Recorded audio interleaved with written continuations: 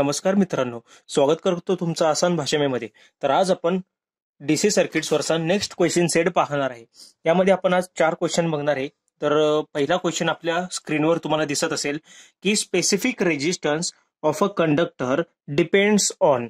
ठीक आहे, specific resistance एखाद्या कंडक्टरचा, कंडक्टर म्हणजे काय की जो कंडक्टिंग मटेरियल असेल तो डिपेंड्स ऑन, तो कशावर डिपेंड असतो.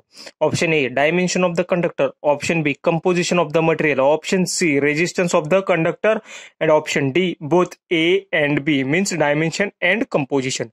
तर before going to solve this question, आपण हा क्वेश्चन पाहण्याआधी आपल्याला एक स्पेसिफिक रेजिस्टन्स म्हणजे काय याची क्लिअर आयडिया असायला हवी. तर स्पेसिफिक रेजिस्टन्स तो कसा आपण लिहितो, तर फॉर्म्युला काय आपला आर रेजिस्टन्स, रेजिस्टन्सचा फॉर्म्युला काय R is equals to rho into L upon A. हा फॉर्म्युला आहे, R is equals to rho L upon ए.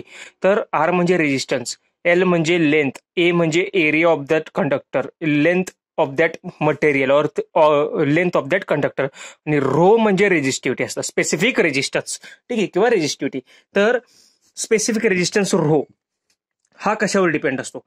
ठीक आहे, तर ऍक्च्युली काय की resistance is proportional to length, directly proportional to length and inversely proportional to area. आणि जेव्हा हा प्रोपोर्शनॅलिटी कॉन्स्टंट जातो आणि इक्वल घेतो त्यावेळी कॉन्स्टंट येतो ना, म्हणजे आपण हे जेव्हा प्रोपोर्शनलला जेव्हा आपण इक्वल मध्ये करतो नेहमी तेव्हा काहीतरी कॉन्स्टंट येतो, तर तो कॉन्स्टंट म्हणजे स्पेसिफिक रेजिस्टन्स आहे. हे समजलं. मग आता हा एखाद्या मटेरियलचा कशावर डिपेंड असतो. पहिला ऑप्शन आहे डायमेन्शन ऑफ द कंडक्टर, दुसरा आहे कंपोजिशन आणि तिसरा आहे रेजिस्टन्स. आता रेजिस्टन्स ऑफ दॅट कंडक्टरवर हा डिपेंड नाही, हा कॉन्स्टंट असतो. ठीक आहे, हा त्यामुळे रेजिस्टन्स ऑफ दॅट कंडक्टर नाही. रेजिस्टन्स कशावर डिपेंड आहे, लेंथ आणि एरियावर. ठीक आहे, रो तर नाही, रो कॉन्स्टंट आहे. आता दुसरा ऑप्शन काय राहतो, डायमेन्शन आणि कंपोजिशन. तर एक लक्षात घ्या, रेजिस्टिव्हिटी म्हणजे हा जो रो आहे हा डिपेंड असतो टेम्परेचर. ठीक आहे, टेम्परेचर अँड कंपोजिशन या दोघांवर डिपेंड असतो तो. ठीक आहे, dimension of the conductor means what. आता मी कॉपरचा जर कंडक्टर घेतला तर कॉपरच्या कंडक्टरचा रो सेम राहणार आहे. मग तो आपण कितीही डायमेन्शन मध्ये घेऊयात, म्हणजे तो किती जरी मोठा कंडक्टर घेतला किंवा कितीही लहान जरी घेतला तरी त्याचा रो ऍज इट इज राहणार. त्यामुळे डायमेन्शन ऑफ द कंडक्टर हे सुद्धा आन्सर नाही. त्यामुळे आपला आन्सर आहे ऑप्शन नंबर बी कंपोजिशन. एक लक्षात घ्या, तो टेम्परेचर आणि कंपोजिशनवर डिपेंड असतो. ठीक आहे, त्यामुळं आपला आन्सर आहे बी. आता इथं कन्फ्युज होण्यासाठी ए आणि बी सुद्धा दिलेला आहे, हा म्हणजे डायमेन्शन अँड कंपोजिशन, पण लक्षात घ्या डायमेन्शनवर डिपेंड नसतो. ठीक आहे, आता नेक्स्ट यामध्ये आणखीन काय विचारलं जाऊ शकते की या स्पेसिफिक रेजिस्टन्स किंवा रेजिस्टिव्हिटीचं युनिट विचारलं जातं. ठीक आहे, तर ते युनिट कसं एक लक्षात घ्या. आता R is equals to rho into L upon A. तर एलचं युनिट काय, मीटर. एरियाचं युनिट काय, मीटर स्क्वेअर.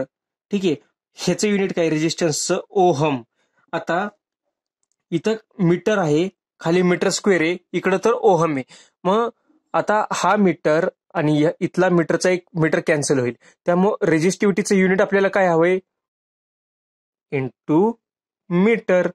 आलं लक्षात. तर याचं युनिट काय म्हणजे एक तुम्ही लक्षात घ्या ना, हा रो ऍज इट इज ठेवूयात, हा ए नी इकडे मल्टिप्लाय करूया, एल नी इकडे डिवाइड करूयात. मग काय होणार, आता हा यम आणि हा एक यम कॅन्सल झाला, त्यामुळे इथं राहिला काय 1/m. हा 1/m इकडे मल्टिप्लाय झाला, त्यामुळे इथं काय राहिलं, ओहम इंटू मीटर. रेजिस्टिव्हिटीचं युनिट काय, ओहम मीटर. हे लक्षात घ्या, ओहम मीटर हे त्याचं झालं युनिट. आणि तो कशावर डिपेंड असतो, कंपोजिशन ऑफ दॅट मटेरियलवर डिपेंड असतो. It is not depend on dimension of the conductor. ठीक आहे, तर आता क्वेश्चन नंबर 2 बघूयात. तर curve representing Ohm's law is. आता ओहम्स लॉ ला रिप्रेझेंट करण्यासाठी जर आपण एक कर्व काढला तर तो कर्व कसा असेल. Option A linear, option B hyperbolic, option C parabolic, option D triangular. आता एक लक्षात घ्या, ओहम्स लॉ आपण कुठे यूज करतो, लिनियर नेटवर्कला, लिनियर सर्किट्स मध्ये. आणि ओहम्स लॉ काय, V is equals to I into R. ठीक आहे, हे दोन्ही इम्पॉर्टंट आहेत. ठीक आहे, आता व्ही हा प्रोपोर्शनल असतो आयला डायरेक्टली, त्यामुळे V is equals to I R. आता आर हा कॉन्स्टंट झाला इथं, त्यामुळे ओहम्स लॉ हा लिनियर कर्व असतो. ठीक आहे, जर ओहम्स लॉला रिप्रेझेंट जर आपल्याला करायचं असेल तर तो एक लिनियर कर्व येणार बिटवीन व्होल्टेज अँड करंट. ठीक आहे, डायरेक्टली प्रपोर्शनल असल्यामुळे, त्यामुळे याचा आन्सर आहे option number A. Now another question. ठीक आहे, voltage source having an open circuit voltage of 150 volts and a resistance of 75 ohms, then its equivalent current is. ठीक आहे, आपल्याला एक इक्विव्हॅलंट करंट सोर्स आपल्याला विचारलाय. तर एक व्होल्टेज सोर्स दिलाय आपल्याला की ज्याचं ओपन सर्किट व्होल्टेज VOC दिलाय 150 व्होल्ट अँड इंटरनल रेजिस्टन्स, हा एक त्याचा इंटरनल रेजिस्टन्स दिलाय, तो आहे 75 ओहम. म्हणजे कसा, हा एक व्होल्टेज सोर्स झाला आणि त्याचा हा इंटरनल रेजिस्टन्स. म्हणजे एक लक्षात घ्या, व्होल्टेज सोर्सचा इंटरनल रेजिस्टन्स कसा दाखवलाय आपण त्याच्या सिरीजमध्ये. तर हा किती दिलाय आपल्याला 150 व्होल्ट आणि त्याचा रेजिस्टन्स दिलाय 75 ओहम. ठीक आहे, then it's equivalent current source, आपल्याला त्याच्या करंट सोर्समध्ये त्याला कन्वर्ट करायचंय. ठीक आहे, म्हणजे इथं voltage source to current source हा क्वेश्चन आपल्याला ऍक्च्युअली विचारलाय. तर ते कसं येणार, करंट सोर्स कसं येतो, हा एक करंट, आता इथे लक्षात घ्या पॉझिटिव्ह निगेटिव्ह असं आहे. ठीक आहे, त्याच्यानंतर करंट सोर्सचा इंटरनल रेजिस्टन्स त्याच्या कसा असतो, पॅरलल मध्ये असतो असा. आलं लक्षात. आता आपण काय बघणार आहे की सर्वात पहिल्यांदा इम्पॉर्टंट काय की 150 व्होल्टेज सोर्स कसा दाखवलाय, वरती पॉझिटिव्ह खाली निगेटिव्ह. त्यामुळे करंट सोर्स, आता हा वरती पॉझिटिव्ह असल्यामुळे करंट सोर्सची डायरेक्शन अपवर्ड असणार. एवढं समजलं तुम्हाला. हा एक रेजिस्टन्स आहे. एक लक्षात घ्या, रेजिस्टन्सची व्हॅल्यू ऍज इट इज राहते. 75 ओहम, हा 75 ओहम ऍज इट इज इथं राहिला. आता फक्त व्होल्टेजचं करंटमध्ये कन्वर्ट करायचं. आता ओहम्स लॉ काय सांगतो आपला, V equal to I into R. आता करंट आपल्याला इथं पाहिजे ना, करंट सोर्सचा करंट काढायचा आहे, म्हणून I इज इक्वल्स टू काय आलं, V अपॉन R असं आलं. बरोबर. नाव व्होल्टेज किती आपलं 150, हा रेजिस्टन्स काय त्याचा 75, म्हणून किती आलं 2 एम्पियर्स. मग करंट सोर्स आला 2 एम्पियर्स. आलं लक्षात. आता क्वेश्चन, आता मी हे जे ऑप्शन्स मुद्दाम नाही लिहिले बरं का, की मला तुम्हाला हे कॉन्सेप्ट सांगायचं होता, नाहीतर आपण पटकन ऑप्शन बघून टिक करून टाकतो.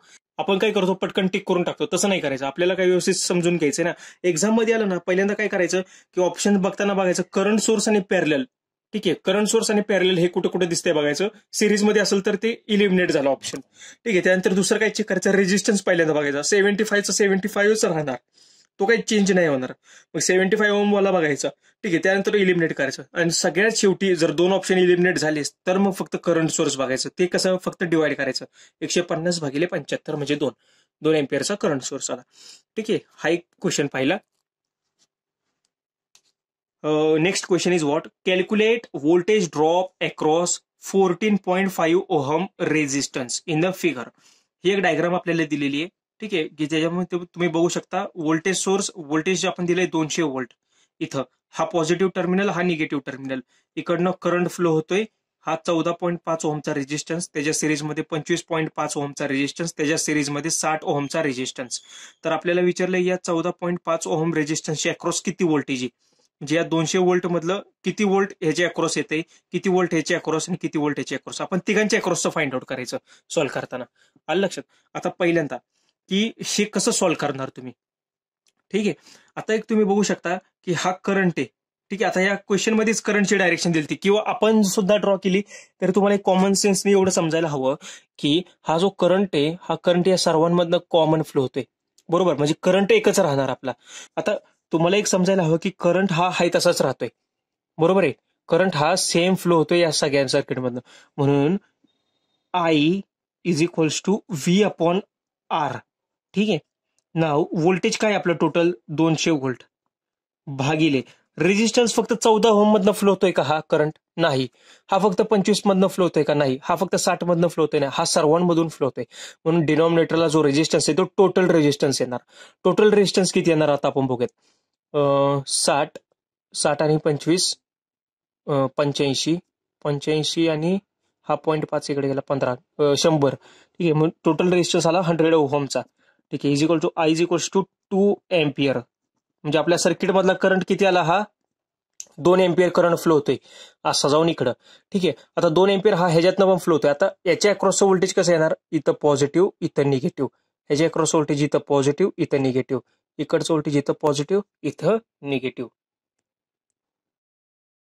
नाव आता इथलं व्होल्टेज काढायचं ना आपल्याला. मग इथलं voltage across resistance 1 is equals to what, V is equals to काय, आय इंटू आर. आता करंट किती आहे 2 एम्पियर, तो कॉन्स्टंट आहे, इंटू रेजिस्टन्स किती आहे 14.5, म्हणजे आलं किती आन्सर आपलं 29 व्होल्ट.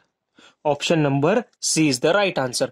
हे काढलं पण याच्या अक्रॉसचं व्होल्टेज. आता 25च्या अक्रॉसचं voltage V R two what, त्यातला करंट किती आहे 2 एम्पियर, त्याचा रेजिस्टन्स किती आहे 25.5. बघा बरं किती येते, 25 दुने 50, 51 व्होल्ट. ठीक आहे. नाव आता व्ही आर 3 तो किती आला 2 करंट इंटू त्याचा रेजिस्टन्स किती 60, किती आलं 120 व्होल्ट. ठीक आहे.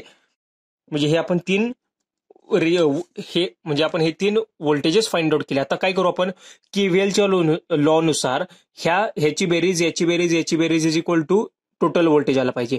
आता टोटल व्होल्टेज आहे 200 व्होल्ट. आता ते 29 व्होल्ट हे जे अक्रॉस येते, 51 व्होल्ट या रेजिस्टन्सच्या अक्रॉस आणि 120 व्होल्ट या 60 ओहमच्या रेजिस्टन्सच्या अक्रॉस. आता सर्वांची बेरीज करूयात बरं.